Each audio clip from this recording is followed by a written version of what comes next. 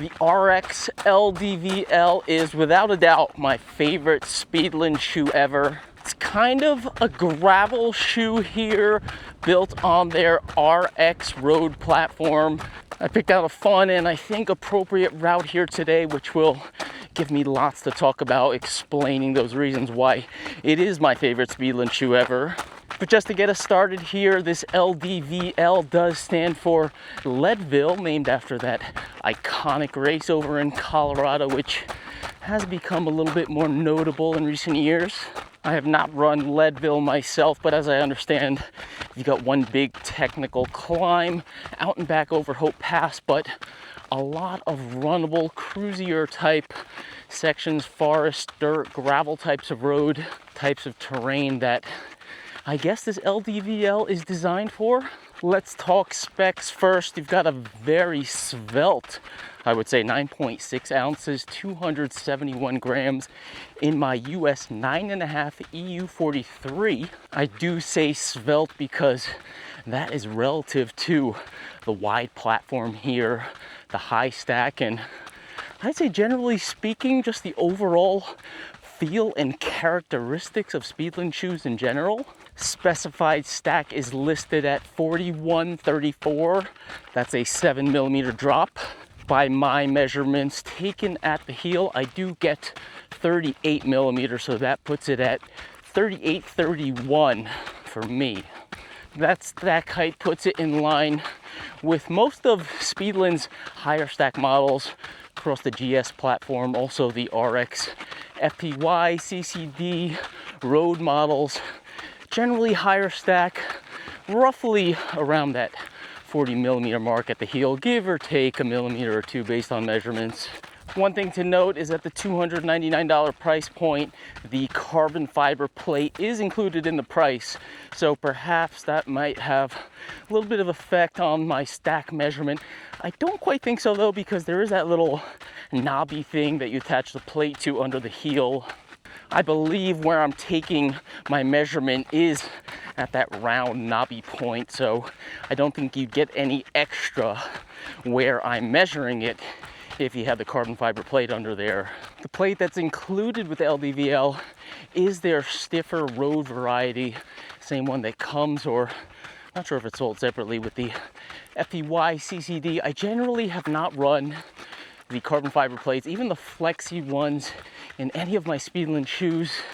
I feel like it just adds unnecessary stiffness, which I think, me being a lightweight runner, doesn't add the propulsion that I want, being that the stack and kind of bulk of the shoe is so high. I don't want to add extra weight for one from those plates, and again, the stiffness just feels a little bit too much for me, I guess, and my weight class, you should say. But coming back to the midsole and the stack here, the main feature upgrade for me, and the one that makes the huge difference here in this Leadville model, is the new ATPU midsole. Notice a pattern here. Have you watched any of my recent videos? ATPU is all the rage, and it's just, I think, a game changer in this shoe specifically, and just for, I think, the Speedland ride as a whole. I'm gonna pull over here and talk about fit in a moment, but sticking with the ride aspect, Speedlands in general have always felt just like chunky underfoot. You got a high midsole, kind of a chunky ground platform underfoot, wide under the forefoot, midfoot, and the heel. Just felt kind of like a bigger block of foam to have to flex. Here with the ATPU being notably lighter, also I feel notably softer, and obviously notably more energetic, it just gives it a totally different feel underfoot. It doesn't feel that chonky underfoot when I'm hitting the ground. It feels like I'm just bouncing more so than I felt in any other Speedland shoe before. And that ground platform, the width under the foot, front to back, they are using the RX road platform, by the way, a little narrower under the midfoot, but in general, just doesn't feel as wide, doesn't feel as square under the foot as those other primarily trail models that I've run in the past. Well, before I do my little fit close up here, I just have to say, it's about 22 minutes in here. I'm sweating like crazy. It's 5:30, 6 o'clock right now, and it's about 95. That was a reading on the dash before I started this run. Okay, I'm gonna focus my sizing thoughts here on the recent models I've tested. FPY you've seen on the channel, same as the CCD, also that GSBLK model. This one feels a little bit longer. I have all three of these models, those two most recent videos and this one here, in the same US 9.5 EU43, but it does feel like I have a touch of extra length in this model. Those two shoes, I think more so the GSBLK than the FPY, they just feel a little bit stubby in the front. Again, I'm at a US 9.5 here. I vary my sizing between 9.5 and a 10 typically. And if you've watched my Speedland reviews in the past, you'll know I just find them to be high volume shoes in terms of upper and fit. So going up to that 10 has just always put me out of range.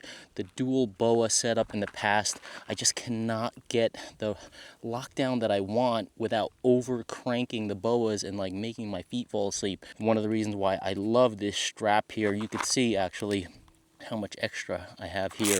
I've got this cranked down pretty good, and it is like totally comfortable.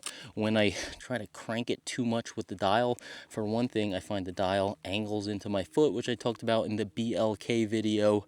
This strap just, I get no pressure at all. Even this is a plasticky piece here, but it's definitely smaller than the dial, and I guess the orientation of it, the angle of it, even if I do take this in technical terrain, which I don't often do, but I have, you saw me running through some uneven sections back there, I don't feel this at all, like zero, whereas I would definitely notice that upper BOA in the GSBLK model in that section I just run through. But again, with this strap here, I feel like I can get a really good fit, and checking the toe space up here, I don't have a whole lot. It's 9.5.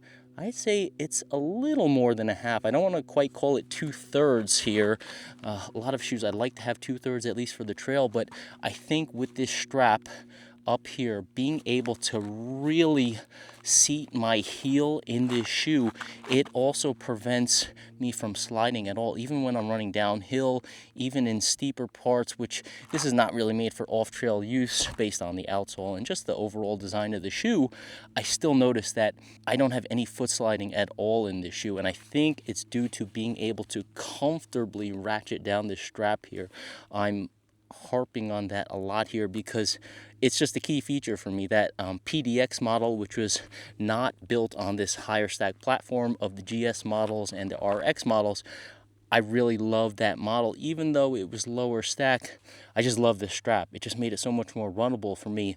But I'm so glad to see Speedland bring that strap to one of their higher platform models here. So again, I do notice a little bit of extra length compared to even the GSBLK. So that touch, it's just very slight, but a little bit more at the front here, a little extra bumper.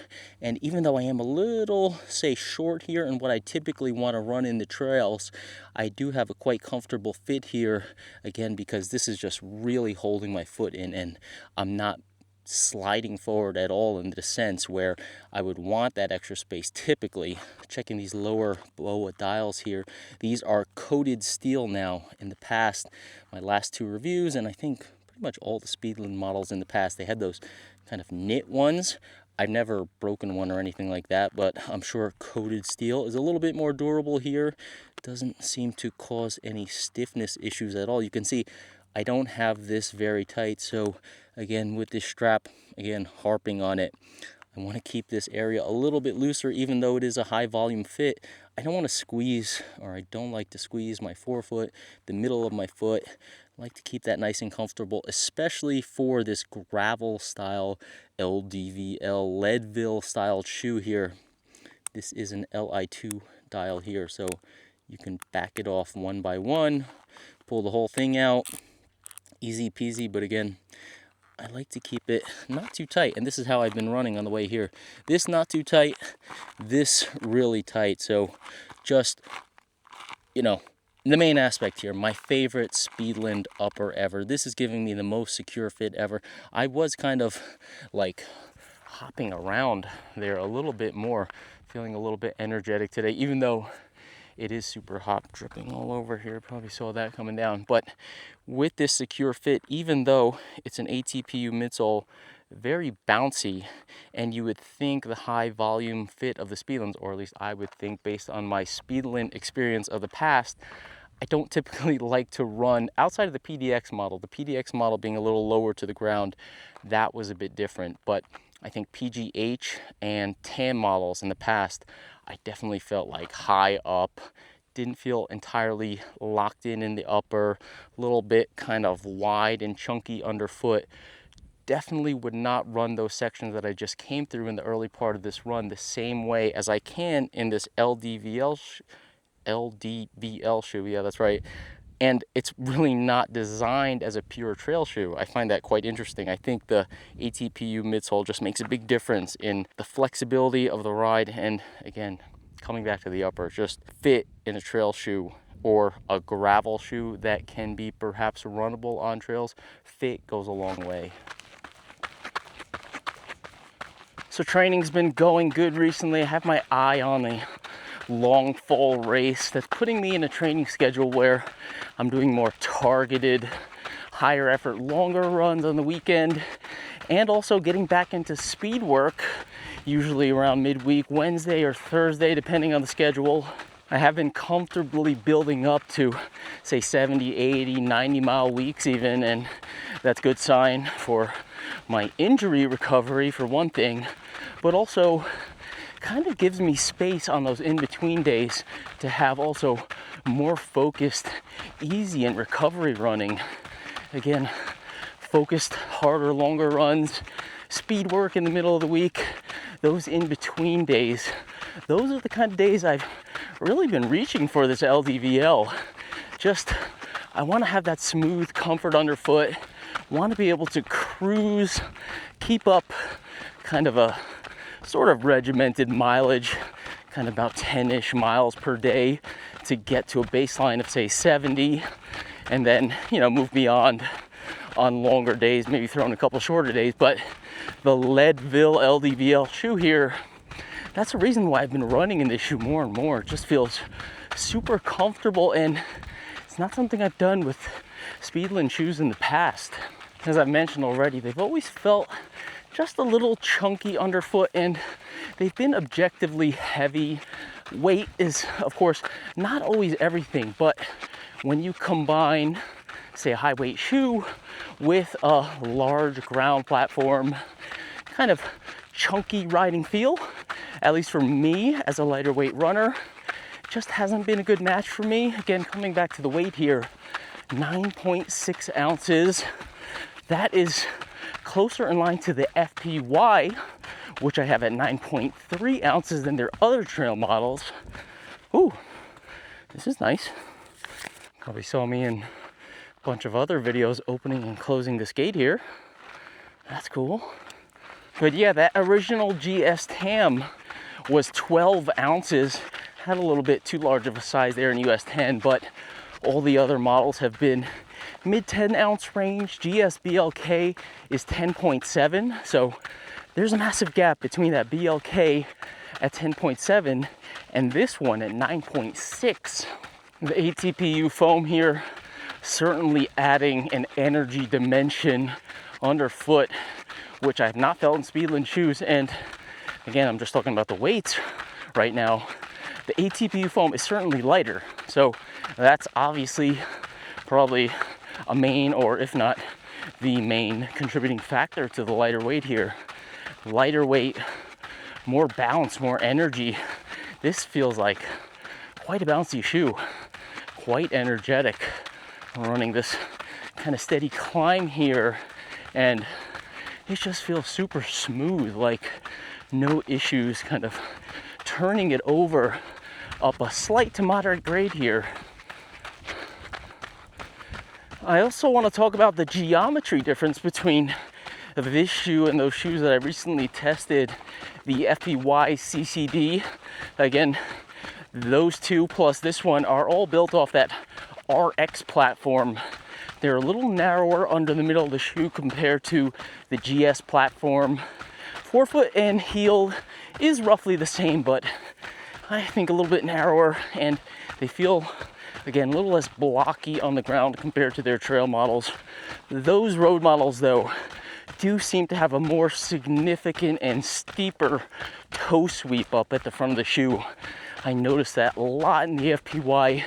Feels solid and stable on landing, and then just really turns over very quickly up front at the toes in that model. This one, a little bit different here. It feels like a longer front rocker, a longer kind of toe sweep that leads into a just smoother type of toe off. I don't have that feeling where I'm just kind of like tipping over into the toes as I do with those other RX road models.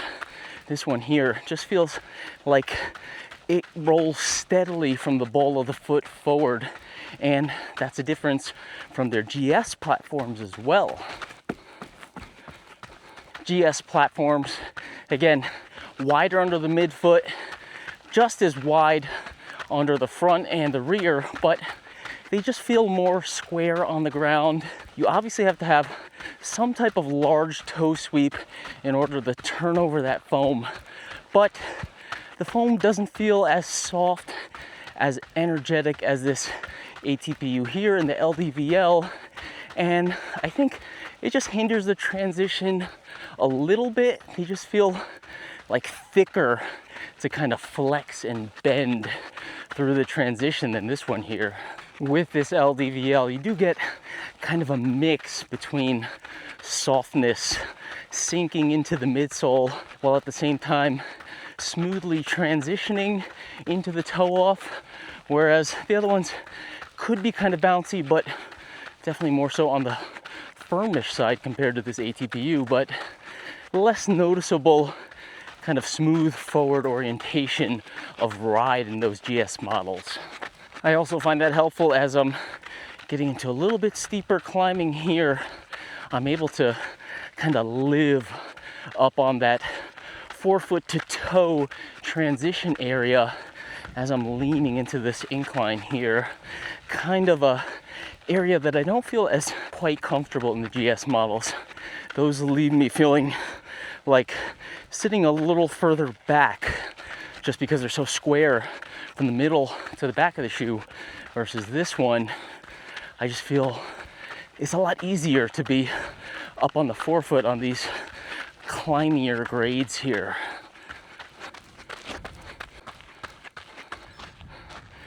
Rock pile here is a good place to turn around.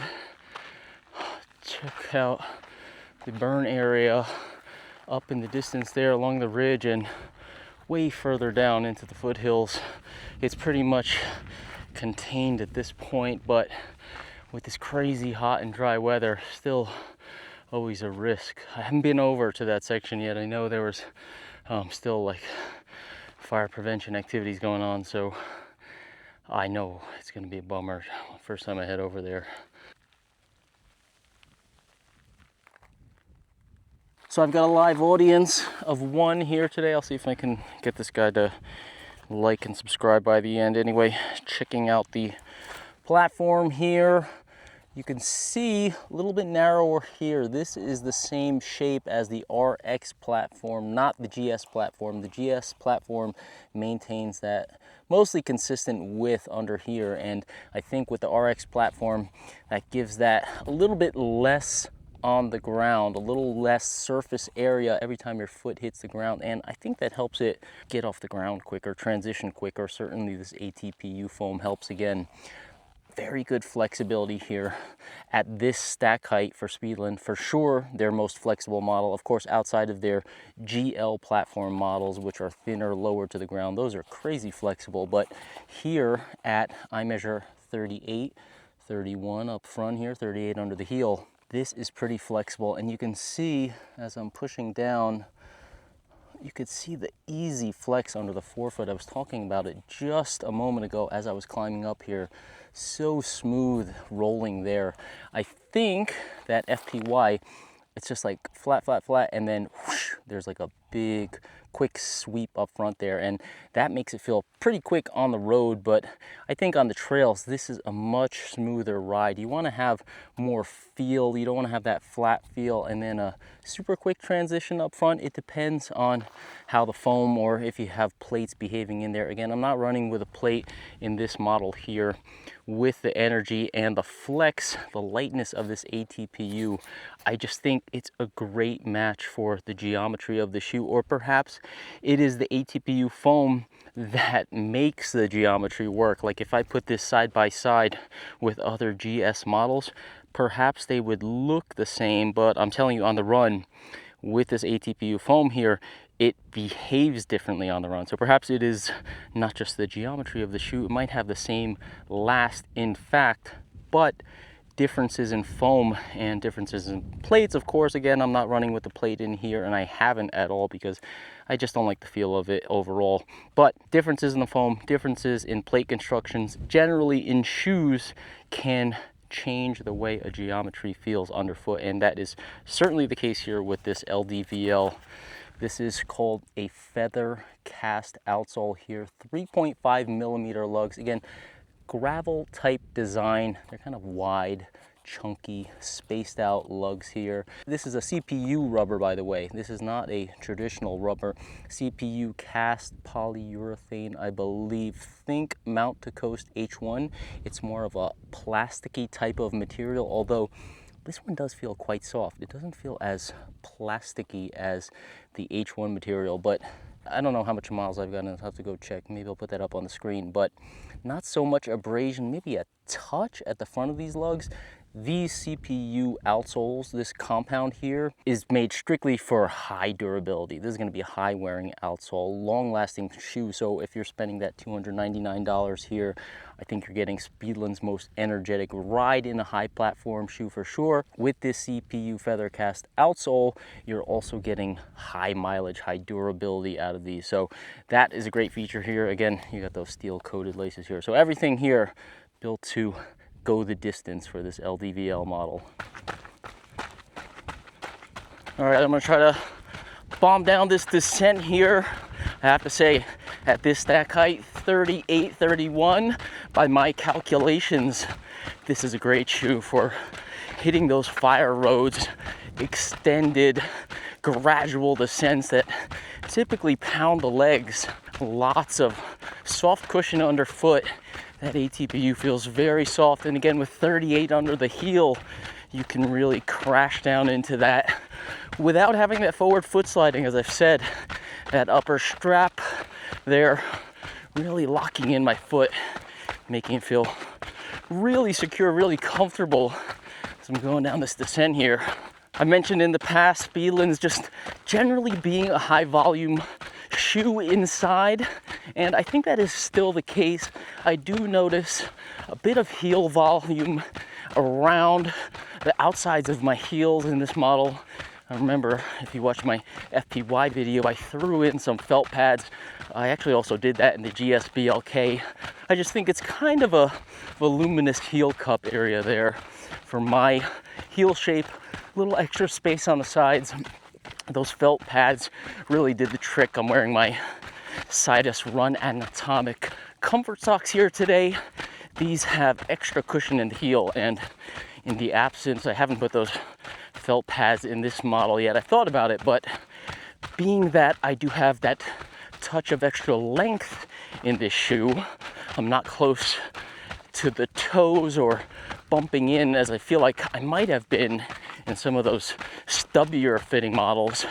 I do think the combination of that plus that ankle strap really keeping my foot from sliding forward, it is allowing me to wear a thicker sock in this shoe without feeling overly crowded. So I actually don't think I'm gonna put those heel pads in there because I'm making up most of the extra volume that I need with this padded sock here.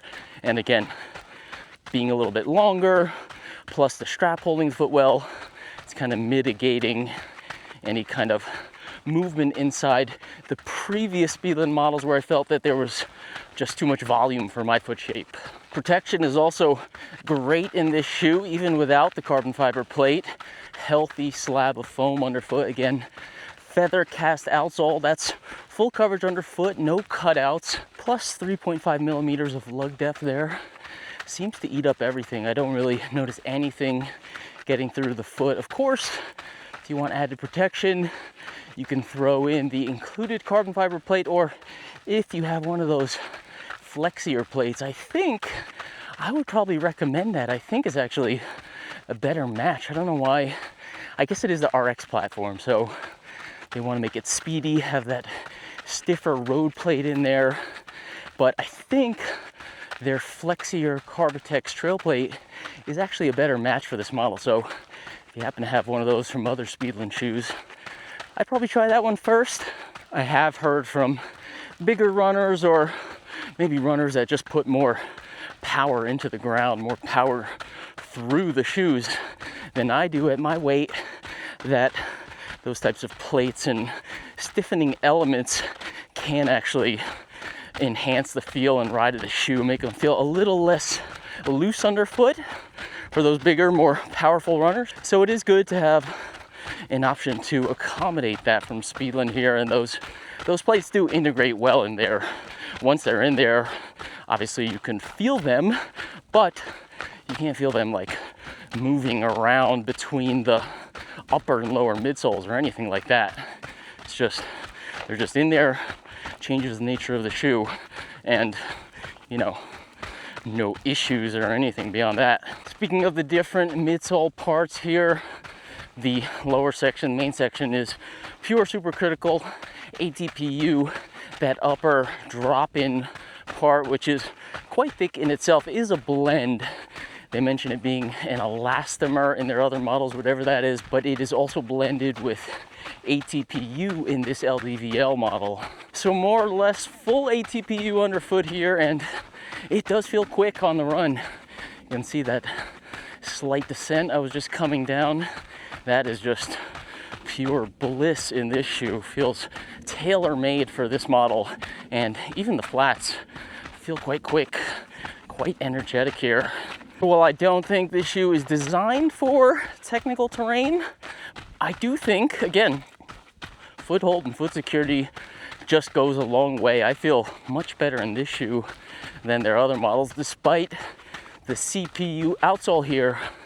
I just think the fit and the way it feels on my foot, the security and adaptability, flexibility at this higher stack height is really making it feel good. Even when it's kind of like quick, rocky, uneven, a little bit technical, it still handles well. Woo. Almost skidded out back there. I know that turn is always there, but just feeling so comfortable in this shoe, I actually just got going too fast, almost flew off the end there.